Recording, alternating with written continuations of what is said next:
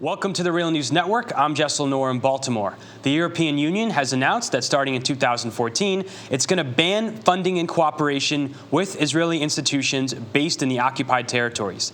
The move is being described as a political earthquake in Israel, and officials have said it threatens future peace talks.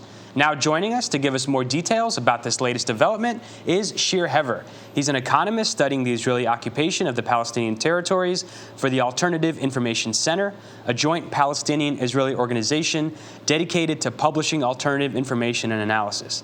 Thank you for joining us, Shir. Thank you for having me, Jason.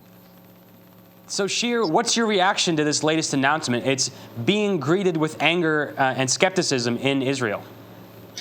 Well, if we only look at the legal aspect of it, it actually doesn't seem so much of a big story because the European laws have already said long ago that Europe should not encourage any kind of economic cooperation with Israel. The various association agreements that the EU signed with Israel don't apply to the occupied territory. So that's old news. And if you look at the actual document that was published now by the EU, it talks about guidelines, not about commitment or enforcement of which would restrict the ability of the member states of the EU to fund whoever they wish.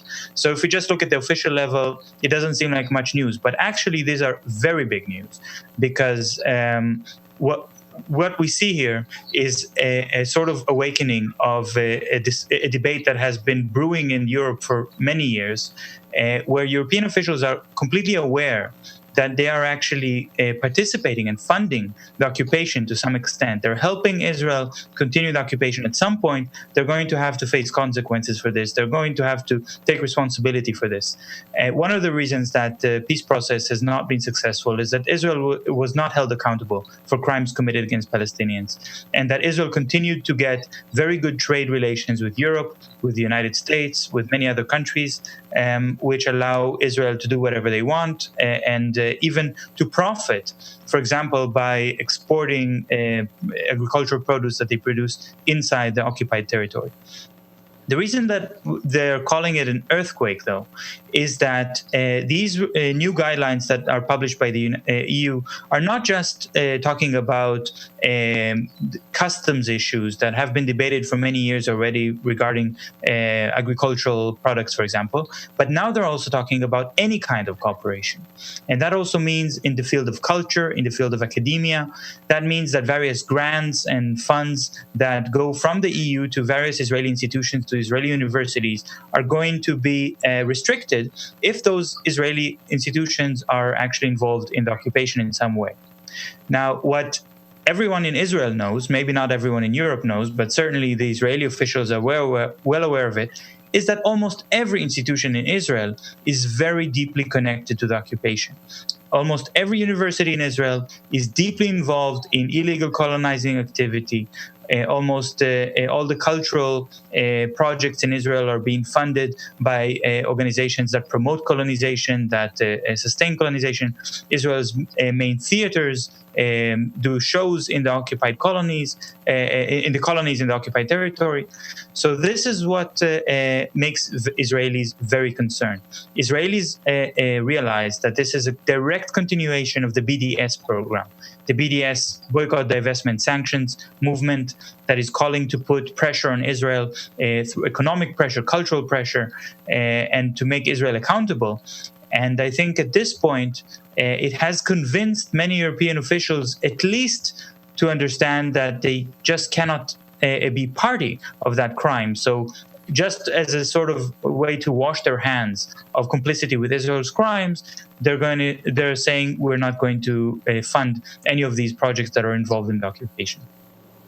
Now, I'm going to quote the Jerusalem Post here, but right-wing members of parliament have said the EU decision is racist. We will build more settlements. What's your response? I think they're in panic. Netanyahu called a press conference and said that outside pressure will not move Israel from its policy. We know from experience that it's exactly the opposite. Outside pressure has always been very effective in making Israel know the limits of its power. And at this point, the right-wing government, right-wing members of the government are talking about retaliation. They're using very violent rhetoric. They're talking about punishing Palestinians for what the EU is doing. And for example, the Industrial Union of Israel said that because the sanctions which are going to be imposed by the EU, they are going to make Palestinian workers suffer for the EU policy. Israel's Minister of the Economy, Bennett, from the extreme right-wing Jewish Home Party, said just a week ago, after he came back from a trip in China, that the world is not very interested in the occupation. Israel can basically do whatever they want, and people are more interested in things like technology and trade. So Israel shouldn't really be concerned about pursuing the peace process. And now he's speaking a completely different tune. Now he's saying that he called the EU decision a terror attack against the peace process. Which is quite amazing, considering the fact that Israel's right to colonize the occupied territory seems, to, according to his logic, to be a requirement for the peace process, which means, of course, that he has no interest in the peace process. But what I think is more interesting is not what we hear from the extreme right members of the parliament and government, because this is quite expected. There's no news there. But what we see from the so-called left or center part of the government, the head of the opposition, and the Minister of Finance. There's also a member of parliament in charge of the peace process, and they're saying something that we haven't heard before very frequently in high levels of in high echelons of the Israeli government.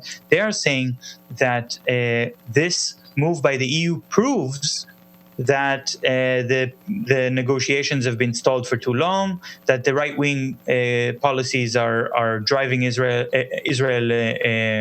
over the cliff and into the abyss, and that there's no time to lose. Israel has to do something.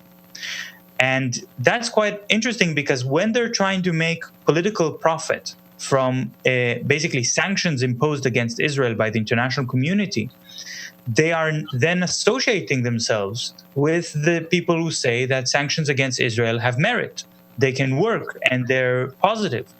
And this is not something that's very close to the mainstream in Israel. And we're seeing a very big shift now. I think this is cause for some optimism, that people in Israel are realizing that they just can't go on colonizing and occupying without borders as long as they want. There are, at some point, some consequences. Now, Shir, isn't it important to remember that the majority of settlement expansion has happened under left-wing governments in Israel? You're absolutely right. Actually, one of the things that we see in the Israeli government is that so-called right-wing governments in Israel don't need to prove that they hate Arabs, that they hate Palestinians so much. Their policies can be a bit more well thought through and cautious. And the parties that are conceived within the Israeli political sphere as so-called left or center parties, they would not be considered left in any other country. That should be clear. But within Israel, these parties are considered left. They need to constantly prove that they're strong enough, that they're tough on the Palestinians. So we did see that the most vicious wars and attacks, the assassinations, the policy that Israel is using without trial against Palestinians, the war and the invasion of Gaza of 2008-2009, in which 1,400 Palestinians were killed. These were policies of so-called centrist or leftist governments. While Netanyahu, which is a very right-wing prime minister associated with very extreme right movements in Israel, he can afford to make some compromise. He's not going to lose the right vote, the right-wing vote. And that gives him a bit more flexibility.